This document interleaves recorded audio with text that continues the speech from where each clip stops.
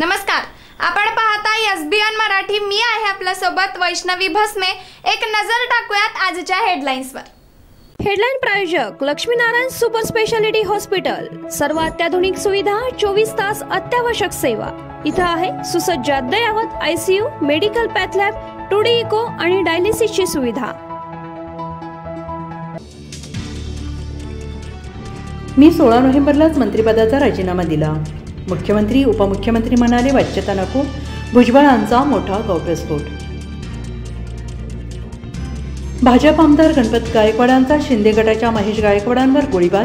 वाद मिटवण्यासाठी police station गाठलं। रागाच्या भरात पोलीस ठाण्यातच घडला थरार। अवैधमुक्त सांगली जिल्हा करण्याचा नूतन पोलीस अधीक्षक संदीप घुगे यांचा निर्धार। गुन्हेगारांवर वचक निर्माण करण्यासाठी प्रतिबंधात्मक कारवाई करणार। गणपत गायकवाड यांना 14 फेब्रुवारीपर्यंत पोलीस कोठडी, तर मला मनस्ताप झाला। मी स्वतः पोलिसांसमोरच गोळी झाडली। गोळीबारानंतर भाजप आमदार गणपत गायकवाडांची प्रतिक्रिया। शिंदेनी भ्रष्टाचाराचे किती पैसे खाल्ले विचारा, शिंदेंकडे माझे करोडो रुपये।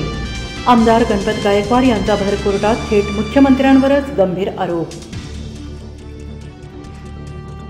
भाजपचे ज्येष्ठ नेते लालकृष्ण अडवाणींना भारतरत्न जाहीर, पंतप्रधान मोदींची ट्विट करत घोषणा। माझ्यावर केलेले आरोप खोटे आणि चुकीचे, सांगली जिल्हा परिषद शिक्षणाधिकारी गायकवाड यांची प्रतिक्रिया। आरोपांबाबत मानहानीचा दावा दाखल करणार असल्याचा दिला इशारा।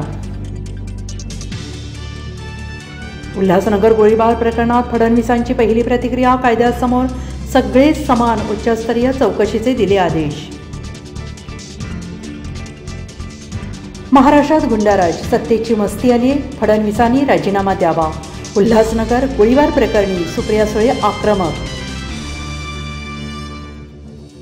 मी जिवंत आहे, पूनम पांडेच्या निधनाचं वृत्त खोटं, निधनाच्या अफवांना पूर्णविराम देत शेअर केला व्हिडिओ।